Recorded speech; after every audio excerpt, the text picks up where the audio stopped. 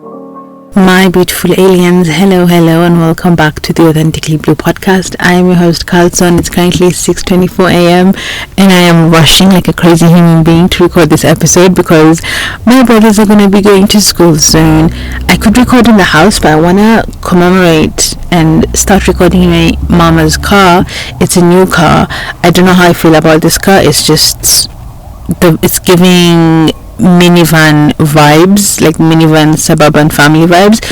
The driver and my uncle were joking, saying it's for you, we'll be dropping you and picking you up from your meetings because you're a podcaster. It's like a celebrity car. I said listen let me warm up to the car first. Anyway, it's Wednesday the 28th of May, 6:24, as I just said. Sorry about that. If you guys hear background like noises or sounds, it's because people are going to work and school. But here I am recording this very quickly because the driver's going to be here soon. Okay, I am going to begin with K-dramas and then move on to movies I've been enjoying and then finish off with anime and maybe songs. I just remembered. The first K-drama I'm loving at the moment, in case you're new here, I usually go when I'm doing my favorites. I haven't done one in a minute, so this is the first one this year. I usually begin by stating what I enjoy or what my favorite is and then describe it and then give my thoughts on it. I don't think I'm going to have enough time, so I'm going to do as much as I can and then continue later, but this episode is going out live today. The first K-drama I have been loving and has to be at the top of the list is called Run On. I discovered this a few days ago just as I was submitting my thesis in, and I was like, God, you love me, thank you for this.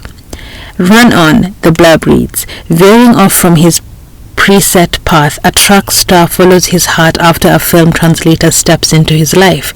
This was released in 2021 and it's romance.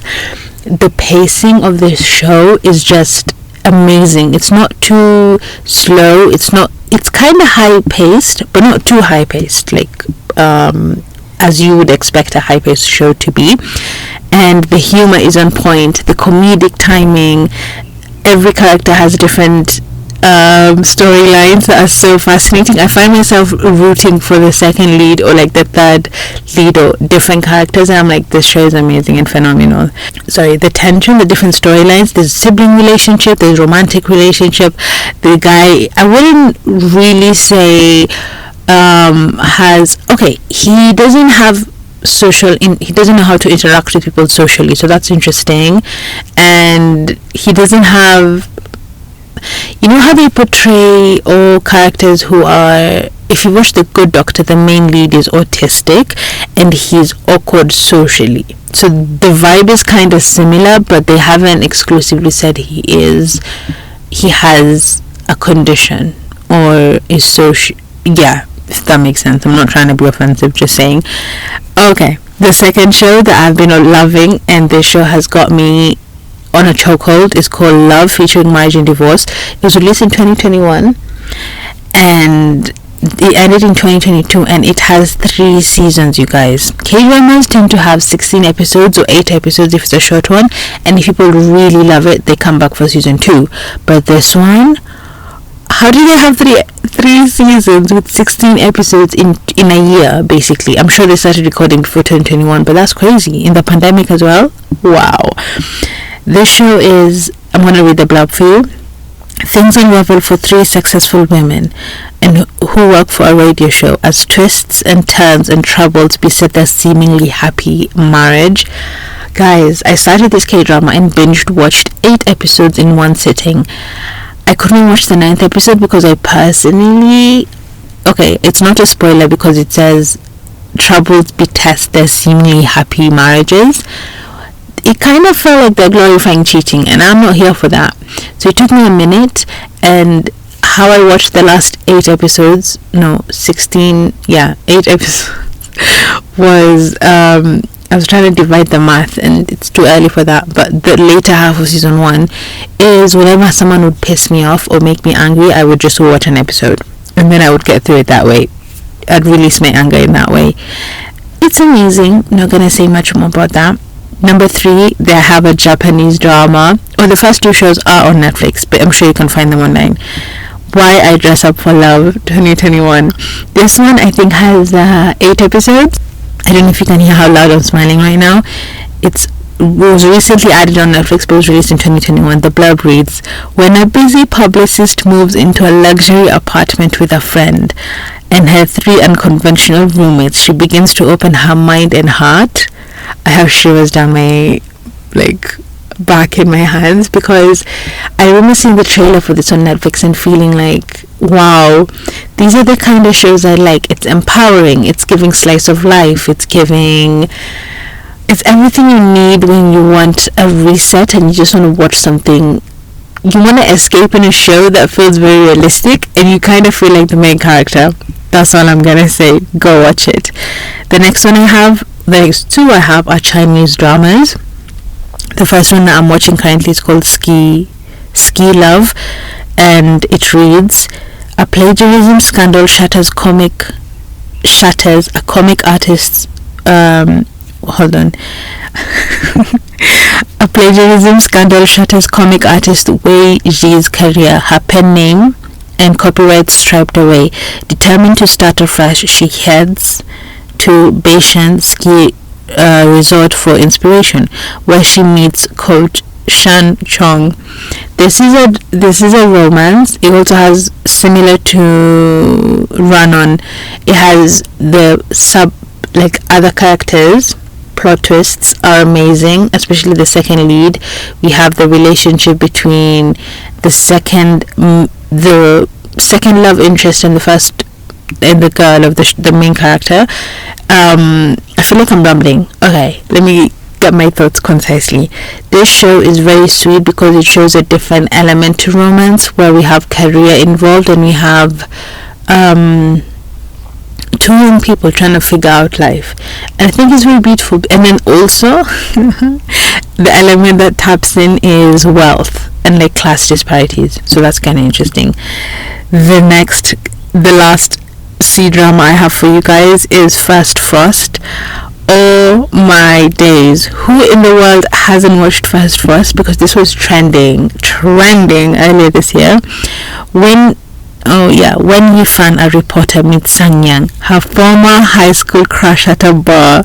Initially pretending not to recognize each other, circumstances lead them to be housemates. They rekindle their love and reconcile their relationship. When I tell you I actually fell in love in real life while watching this, I'm not even kidding. It's so romantic, so sweet, so loving. It's perfect in every single element. It's crazy. I'm here for it. I just saw the driver comments. I'm gonna have to stop here, but when I come back, we're gonna resume K-dramas, and then I'm gonna go into anime, books I've been loving, and my honorary mention. Let me not forget songs. See you soon, my beautiful aliens. My beautiful aliens, I am back. It's currently 12:58 p.m. I'm in my parents' bathroom because the cars are both busy.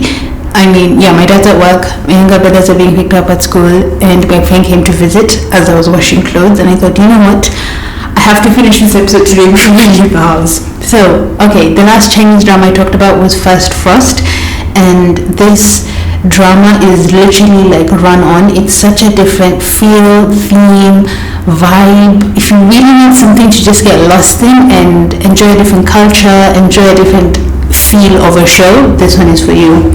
Next, moving on to K-dramas, I have Miss Night and Day.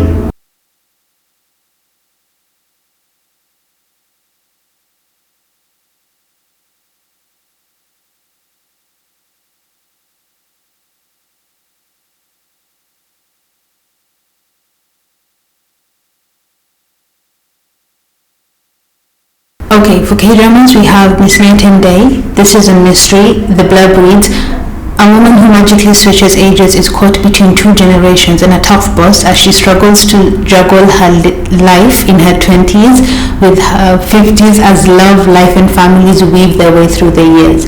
This drama is...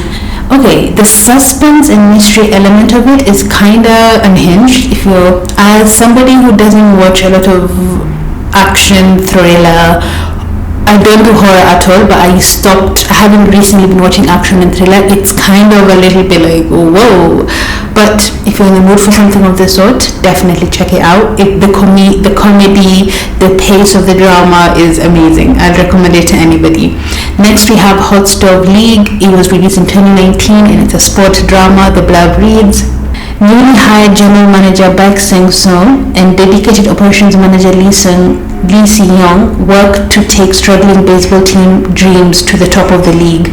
This drama is absolutely amazing. The main actor, who is Baek Seng-soo, is phenomenal. I am absolutely obsessed with this guy, and I feel like every single project he works on is just one of those amazing dramas. Check it out. It's giving sports. If you watched One Tree Hill or what's that on Friday Night Lights, or even All American, it's giving those vibes. Very much coach and team player vibes with a sprinkle of romance, but not too much. It's more so work vibe. The next one we have Chief of Staff, goes along with the work vibe. It was released in 2019. It has 2 seasons.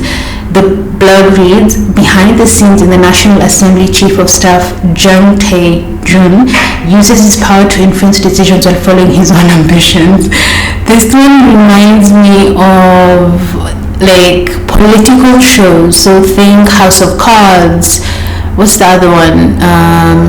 Designated Survivor. It's giving those kind of vibes. The guy is so ambitious, and I love the political ambience, like fighting for your place politically and ambitions at the same time juggling romance and work relationships. Chef's kiss.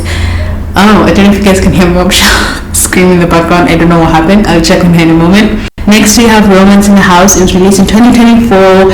This is a family K-drama, and the blurb reads, after his business crashes, a man disappears from his family for 11 years.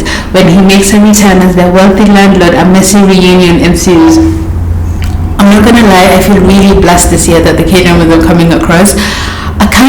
The pace I like. I feel like some K-dramas are kind of slow, some are too fast, but maybe different people like those kind of dramas. But for me, these type of K-dramas, like Romance in the House, Run On, Chief of Staff, Hot Stove League, it's like the perfect spacing and timing. I don't know, maybe I was busy while watching the other ones, I don't know, but this one, the romance element, the family relationship, I'm noticing a theme that I like shows that have really good supporting casts, and their storylines are really good as well, because it adds to the flair. Like, we don't need to focus on the main leads all the time. Come on now.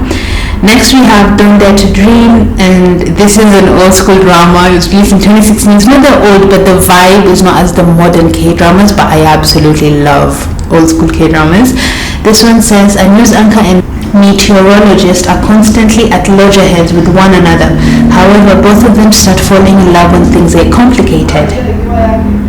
This is insanely funny and hilarious, but there's a lot of it's giving old school soap opera. So if you love those kind of K-dramas, I recommend it.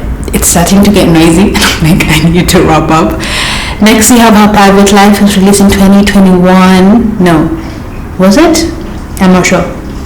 It says, Sun Dok-mi, a museum curator, hides an intense adoration of singer Chashi An under her professional persona. One day the museum's new director takes an interest in her after learning her secret. This is giving strict cold boss and bubbly, female lead. If you get the vibe, it's really dope. Another one I've watched recently is Potato Lab.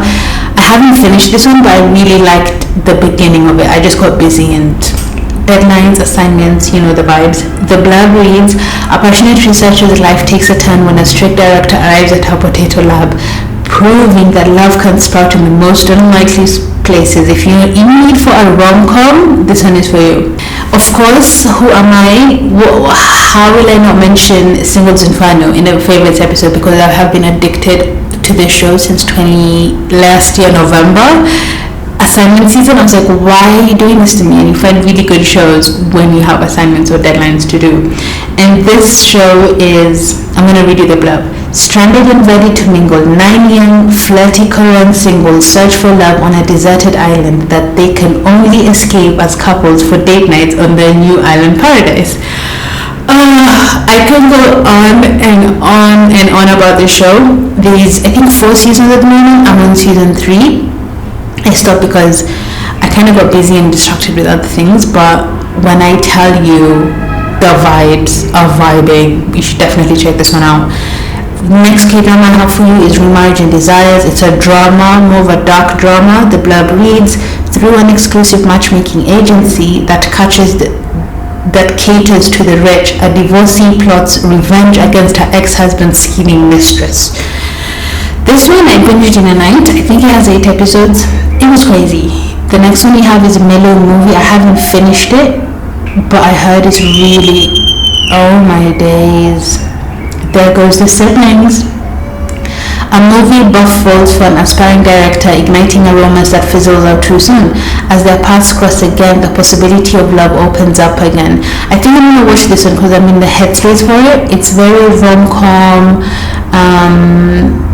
I believe is like it says here at the end, love the possibility as they cross paths again.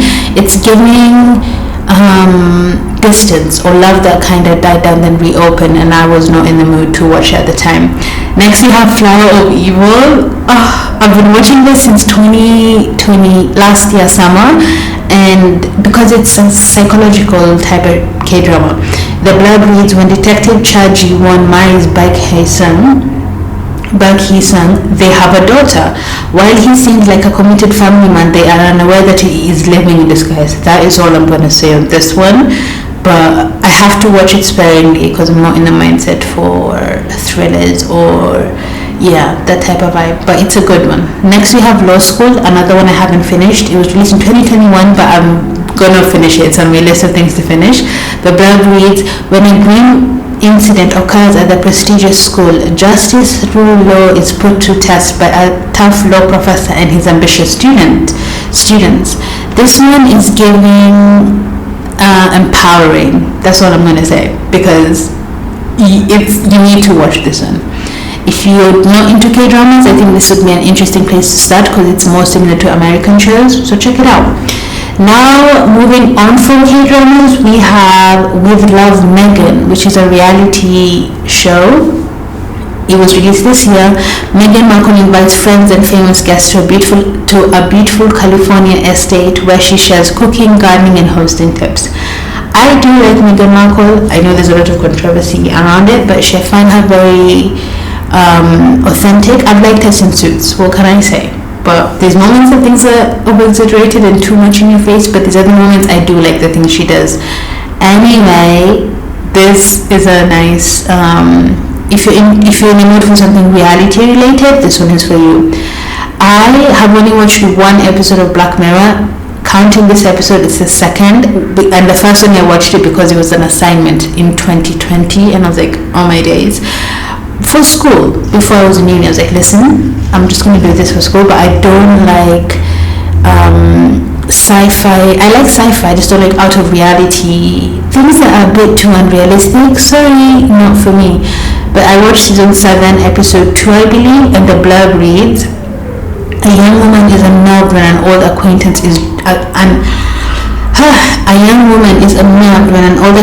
joins the company she works at, especially since there is something odd about her that only she can see. When I tell you creepy, it is very creepy, and I watched this with a cousin because she wanted to watch it and she didn't want to watch it alone. And of course, who am I to say no? Anyway, next I have The Residence. It's a drama and a mystery on Netflix. I really like this one. The blurb reads, Cordelia Cup, an eccentric detective, arrives at the White House in order to solve a murder which happened during a state dinner. 8 episodes. I think it should begin here. If you're not into K-dramas or other shows, I think it should begin here. Other shows I've been watching is The Rookie in Chicago PD. If you don't know what The Rookie is, it's a American drama, and the blurb reads, 40-year-old John Nolan moves to Los Angeles in hopes of becoming a police officer. However, he is met with skepticism from all corners and must battle many challenges along the way. I have got to the last season, which I believe is season 7, and I think the storyline, I was not in the headspace. Everyone around me has been watching it. When I tell you everybody around me has been watching this, except like the all the people in my life, like the people my age, my friends, my people I love and care for have been watching this one. Chicago PD, same thing. Someone in my life has been watching this. We've been catching up on episodes, but I need to go back into it. I prefer Chicago PD to The Rookie, especially the last season. It's crazy. Chicago PD, the blurb reads, 2 units of the Chicago Police Department, the intelligence unit, and a team of uniformed cops whose strategies distinctly vary, fight against various crimes while battling their personal problems. Vibes on vibes. It's giving police in Chicago. Bruh, I'm repeating it, but you know what I mean. Okay, moving on to movies. We have The Life List. This is a romance comedy, and the blurb reads, when her mother sends her on a quest to complete a teenage bucket list, a young woman uncovers family secrets, finds romance, and rediscovers herself. If you need a movie to watch with your partner, to watch by yourself, to unwind to, it is this one. It's very inspiring, it's very wholesome. Those are the vibes. Next we have From Nada to Prada. This is also on Netflix. It was released in 2011, and it reads, 2 rich spoiled sisters are left penniless after the death of their father. Consequently, they are forced to move into their estranged aunt's modest but lively home. It's giving Telemundo. Okay, that's what I'm gonna say, but it's really nice and nostalgic for me when I was watching it. This one is low-key an all-time favorite. It's called 688. It's released 2024. It's a war drama and it's available on Netflix. 855 joined the war effort to address a 3-year mail backlog. Despite discrimination and war-torn conditions, they sort over 17 million pieces of mail ahead of schedule. This show, in a few words, racism, war, determination, black woman power. That's all I'm gonna say. Next we have Bullet Train Explosion. I watched this with my brother, and I told him I think you should watch this with my dad, and he was like, I don't think he's gonna like it. And then I recommended it to my dad, and he kept denying that he liked it, but his eyes were glued to the screen the entire time. So he definitely liked it.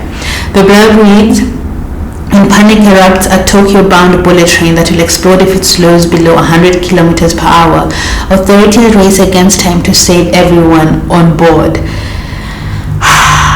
This one was insane. I will not lie. It's action, so if you're in the mood for action, this one is a good place to start. Next we have The Most Beautiful Girl in the World. It's available on Netflix. The blurb reads, a playboy stages a dating show to earn his inheritance by granting his father's last wish for his son to marry the most beautiful girl in the world. I kind of got tired of it at some point while watching it, but it picked up at the end. It's giving slight Telemundo. It's a Filipino. I think it's a Filipino Singaporean. It's like an Asian country, so different culture, language, theme, vibe. If you're into that right now, that's a good place to start. Next we have anime. I have 2. We have Solo Leveling. This was released in 2024, and the blurb, it's a power fantasy. The blurb reads, Sun Jin-woo, known as the weakest hunter, struggles to survive after a near-death experience. However, he comes back with a mysterious program that significantly levels up his abilities. I believe I watched a few episodes of this with my uncle, and I need to proceed, but I adore it. With the same uncle, I watched another show called Maishoku Tensei. I think I'm saying that wrong. And this one is available online. It says Crunchyroll. I'll leave it down below. The blurb reads, an outcast gets reincarnated as Rudis Greyart in another world while retaining the knowledge of his past life. He vows to achieve success and enjoy fun-filled adventures in his new beginning. when I tell you this one, I actually love this anime. It's very okay. Watching it with my uncle was slightly weird, but the vibes, because it's kind of sexual, and I don't tend to watch sexual things with people. I will say though, it was very comedic, like the awkwardness while watching it, but at the same time we both found humor in the sexual jokes. It was weird but fun, so I'll definitely recommend this one. The two books I'm reading at the moment is Lean In. This is a book released by Nell Scovell, and it's a graduating book like for women empowerment. It was released in 2013. If you want a book recommendations, I would recommend this one. And of course I'm reading the Big Magic by, who is it by? Elizabeth something, I'm forgetting it. I think not Elizabeth Day. I'll leave it down below properly. The blog reads, with profound empathy and raving generosity, she offers potent insights into the mysterious nature of inspiration. She asks us to embrace our curiosity and let go of needless suffering. She shows us how to tackle what we most love and how to face down what we most fear. I sped through those recommendations, you guys, but I hope you enjoyed it. And of course I have 3 more, so I'm not done yet. For songs, 3 songs I absolutely love at the moment is 2 by J-Hope. The first one is Sweet Dreams. Sweet dreams come after hours. I'll try and insert a blurb here. And then the next one we have Mona Lisa. I like my girl pretty so fine, 1 to the 9. And then the last one I have recommended for you guys is Rock Bottom by Hailey Steinfeld. I think I'm saying her name correctly. I'm rambling really quickly right now.